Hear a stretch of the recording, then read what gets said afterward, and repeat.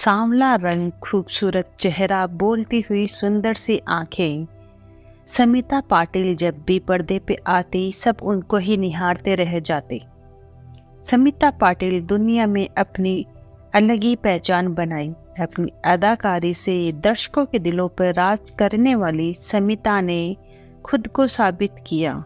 समिता पाटिल ने एक से बढ़कर एक फिल्म करी है। आज अभिनेत्री समिता पाटिल ने फिल्मी सफर के बारे में बात करेंगे। राजनीतिक परिवार से ताल्लुक रखने वाली समिता पाटिल का जन्म 17 अक्टूबर 1955 को महाराष्ट्र के पुणे में हुआ था। इनके पिता का नाम शिवाजीराव गिरधर पाटिल था, जो कि एक राजनीतिज्ञ थे।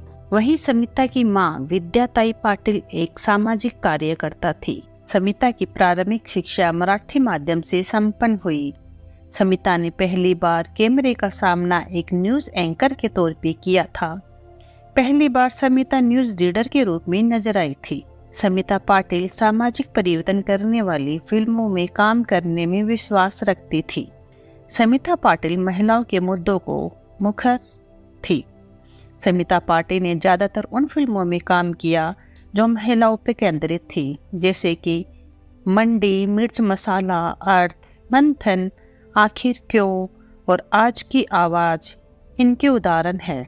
समिता पाटिल ने हिंदी के साथ मराठी, कन्नड़, गुजरात, बंगाली फिल्मों में भी काम किया था।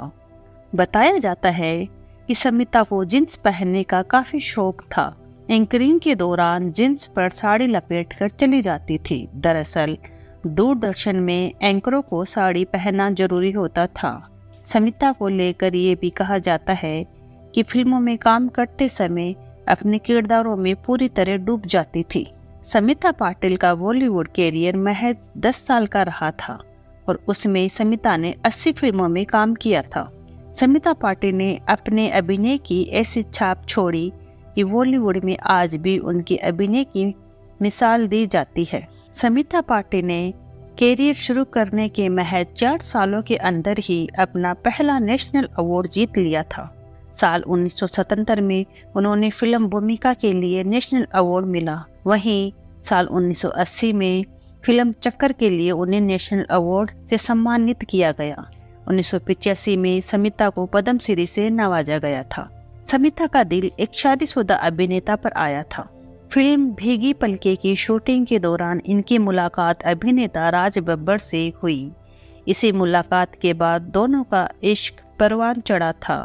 राज बब्बर पहले से ही शादीशुदा थे, लेकिन प्यार के आगे सब कहाँ चल पाता है। फिर क्या था, इसी मुलाकात के बाद साथ रहने और शादी करने का फैसला कर लिया और दोनों का एक बेटा भी हुआ। लेकिन समिता पाटिल मां बनने के 15 दिन बाद ही 13 दिसंबर 1986 को इनका निधन हो गया था। समिता की मौत का कारण इन्फेक्शन को बताया गया। 28 नवंबर को समिता के बेटे प्रतीक का जन्म हुआ और 15 दिन बाद ही समिता ने अंतिम सांस ली। आखिरी समय में बिल्कुल अकेली हो गई थी समिता पाटिल, क्योंकि उस समय राज बब्बर और समिता के बीच दूरियां आ गई थी और समिता ने फैसला कर लिया था कि वे राज बब्बर से अपना रिश्ता तोड़ देगी। समिता के आखिरी दिनों में उनसे मिलने के लिए जब राज बब्बर हॉस्पिटल जाते थे, लेकिन दूरियों की वजह से वे अपने दिल की बात उनसे नहीं कर पाई। समिता पाटिल के मेकअप आर्टिस्ट दीपक सावंत के मुताबिक समिता कहा करती थी कि दीपक, जब मैं मर जाऊं तो मुझे सुहागन की तरह तैयार करना। निधन के बाद उनकी अंतिम इच्छा के मुताबिक 31 साल की समिता के शव को सुहागन की तरह मेकअप किया गया।